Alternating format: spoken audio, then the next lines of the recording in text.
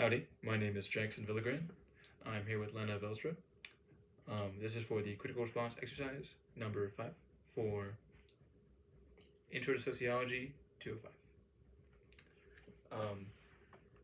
Okay, Ms. Velstra. For the purpose of this interview, we're supposed to discuss questions and topics serious couples should have if they hope to ensure a successful long-term relationship. I have here a really long list of questions. It's mostly just stuff concerning sexual contact, things like money, monetary things, and maybe like prenuptials. Here you can look at this list.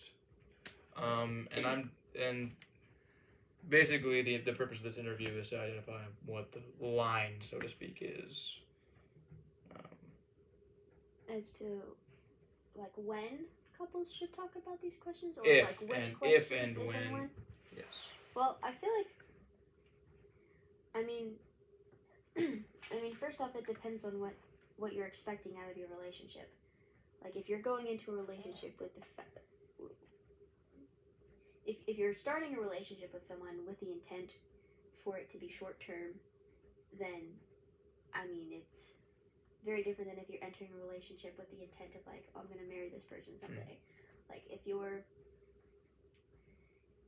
end goal with a person is to spend the rest of your life together, those are questions that should be discussed sooner rather than later, because you don't want to waste time fostering a relationship with somebody just to find out that, like, in the end, what you really want isn't going to work out. Because, I mean, like, you know, debt and sexual contact and, you know, lifestyle choices, and, you know, obviously marriage itself, like, those are the foundations of a relationship. And if you're trying to make a relationship last long term, and for me that would be marriage, like, those are the most important things to talk about, because those are the things that your entire relationship is built on, right? If you have one person say that, you know, this is a monogamous relationship, and the other person says, well, I don't really know, like, that's just not going to work. That's not, because one person isn't going to change their mind about that. Out of curiosity, and just to get an idea of your positionality, would you say that your parents did basically what you described, where they just got together with the intent of marriage? Yes. Yeah, both of my parents, their intent in all of their relationships, well, I guess, I mean, obviously theirs, but both of my parents were always committed to the idea of marriage, that once they were married, there was no option of divorce. So Gotcha. they were very intentional about, you know, having, I mean, I would assume, open conversations and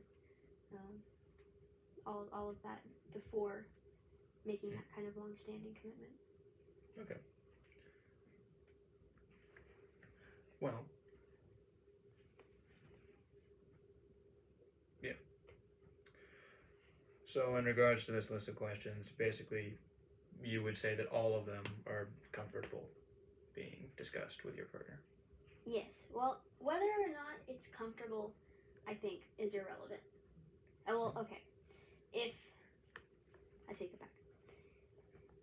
They might not be comfortable topics to talk about in general, but if you're not comfortable talking about those things with a partner, then you should reevaluate your relationship. Because if your intent is to have a long-term relationship, and for me that would mean end goal is marriage, like, that's the person you're going to be building a life with.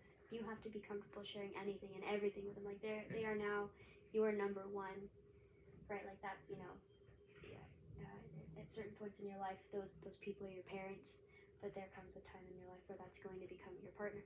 So if you're not comfortable having those conversations, then I think that's the first sign that you have to reevaluate. But second, yes, personally, I would have to be comfortable having those conversations. All right. Thank you for letting me ask these questions. I know some of these questions are a little bit more uncomfortable, but thank you very much. Once again, I'm Jackson Villagran. This is Lena Velstra for the critical response exercise number 5. Thank you. Have a nice day.